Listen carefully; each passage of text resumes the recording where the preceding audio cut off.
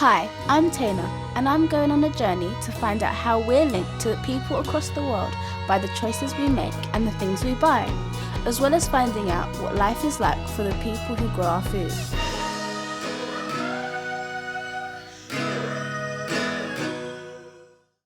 I once heard a teacher tell us this Martin Luther King saying, "Before you finish eating your breakfast in the morning, you've depended on more than half the world." So you could have bananas from Colombia, nuts from Senegal, and orange juice from South Africa. I've never really thought much about where my food and clothes come from. I mean, it's just always been there, readily available in shops. I love hot chocolate. So do all my friends. I don't know anyone who doesn't like it. And it's not just hot chocolate that cocoa is used for. It's used to make many things, such as chocolate bars, ice cream, cakes, moisturiser, shower gel, and soap. But how do you get hot chocolate from a cocoa bean? To find out how hot chocolate is made, I'm heading to the Dominican Republic, an island in the Caribbean where cocoa beans are farmed.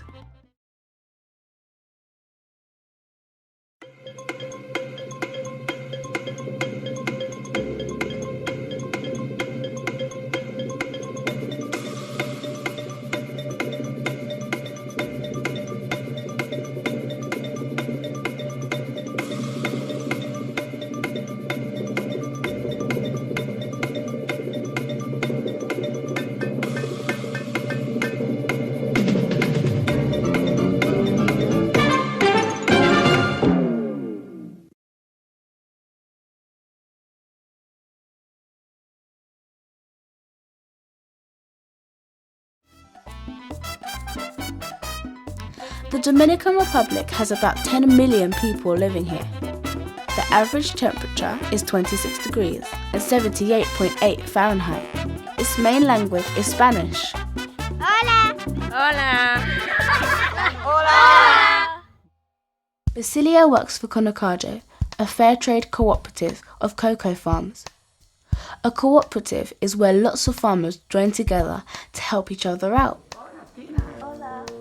Welcome to the Dominican Republic and Conocado. Come with me so I can show you around. The first place Basilio took me to was a cocoa farm in Los Brazos, which is part of Conocado.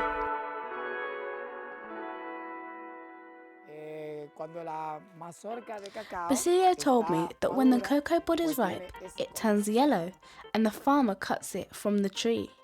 I got to try out cutting the pod down from a tree. It was hard work. Yay!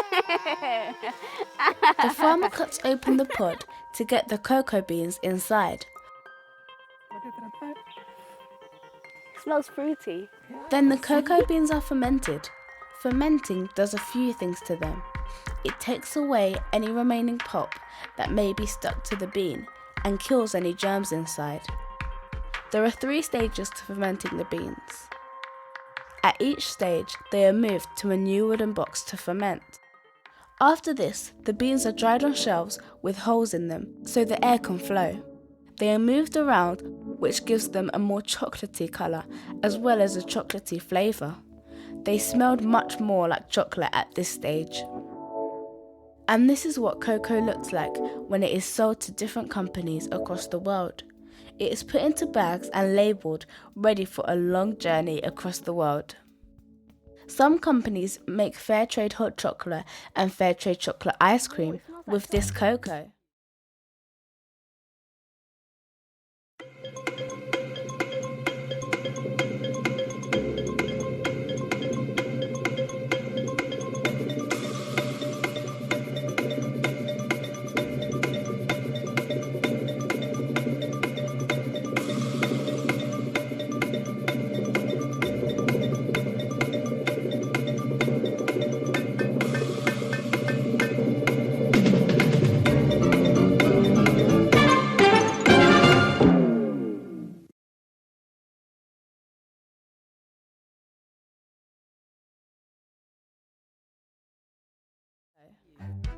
When they leave the Dominican Republic, the cocoa beans are shipped to factories in Europe, where they are turned into 3 products: liquid chocolate, cocoa butter, and cocoa powder.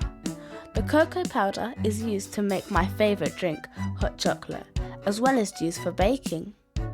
When all products are ready, they are shipped to the UK to sell in shops.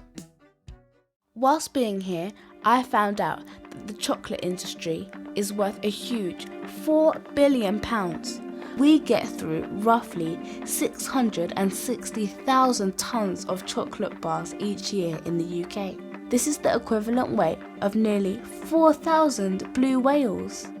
But cocoa farmers across the developing world, including farmers here in the Dominican Republic, are struggling as they live on very little money.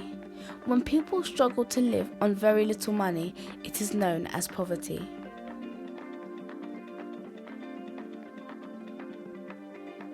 If cocoa's worth so much, why are the people that are producing it living in poverty? The traders who buy the cocoa and the chocolate companies who use it to make their products are much more powerful than the farmers. They control the prices and the demand. Companies are driven by profit, so they're keen to get the best deal they can for the cocoa they buy. And the farmer is the one that receives the least in the chain. Therefore, they will always be fighting against poverty. Prices for goods like cocoa can rise and fall, making it difficult for farmers to plan because it's unpredictable. Cocoa farmers in the developing world struggle to survive against such odds. So no matter how hard they work, farmers might not even be able to afford basics. They have to cut back on things that matter.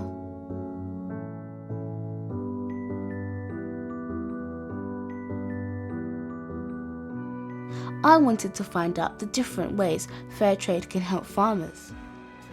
So what are the benefits of fair trade? What is it like now for people? So before fair trade, the farmers and producers didn't have any security in terms of the price and the sales of their cocoa and were struggling. But now it's more secure because there's a fair trade minimum price, which covers the cost of the production of the cocoa. And if the world market price is higher than the fair trade minimum price, the farmers also receive the higher price, so it is fair. This allows the farmers to plan ahead, make improvements. For example, in their personal lives, they can have better housing and the possibility to send their kids to school and universities, which wasn't always possible before. This protection means they can have a stable income and plan for the future.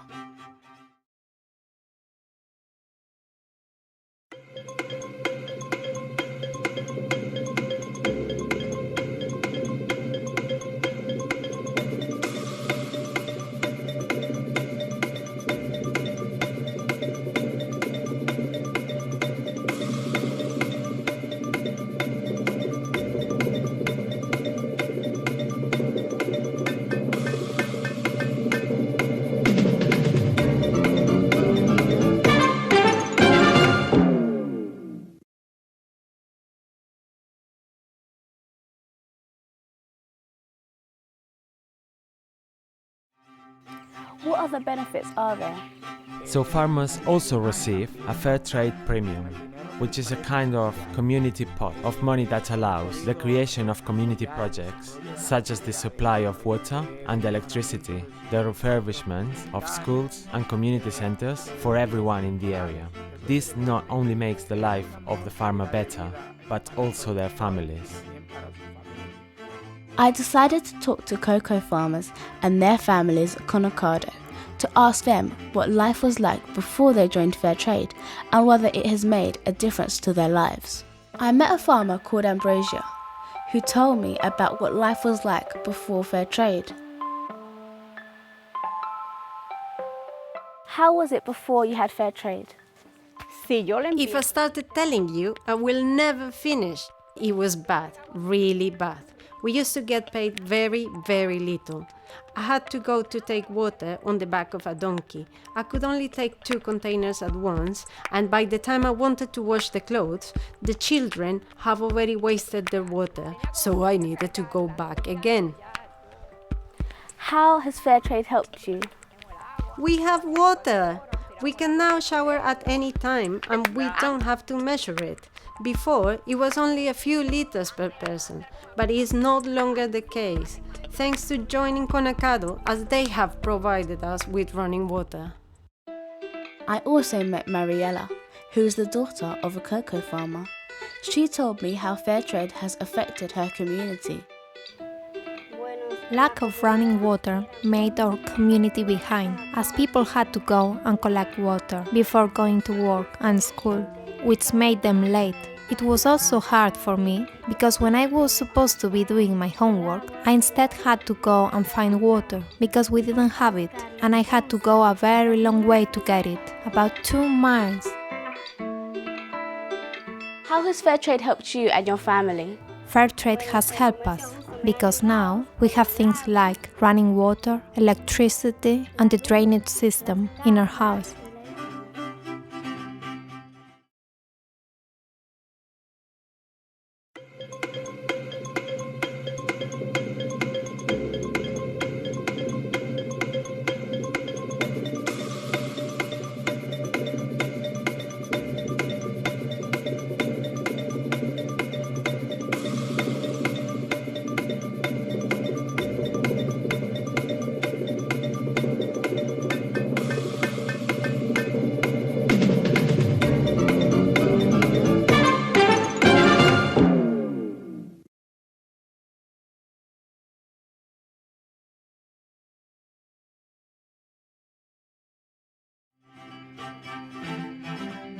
It's easy to just see a shiny wrapper in the shops and not think too much about how it got to you. I know I need to think differently. People don't realise that there's a story behind everything we buy, everything that goes into your trolley. Now I'll remember when I'm going shopping that there's a country, a community and a family behind everything I buy.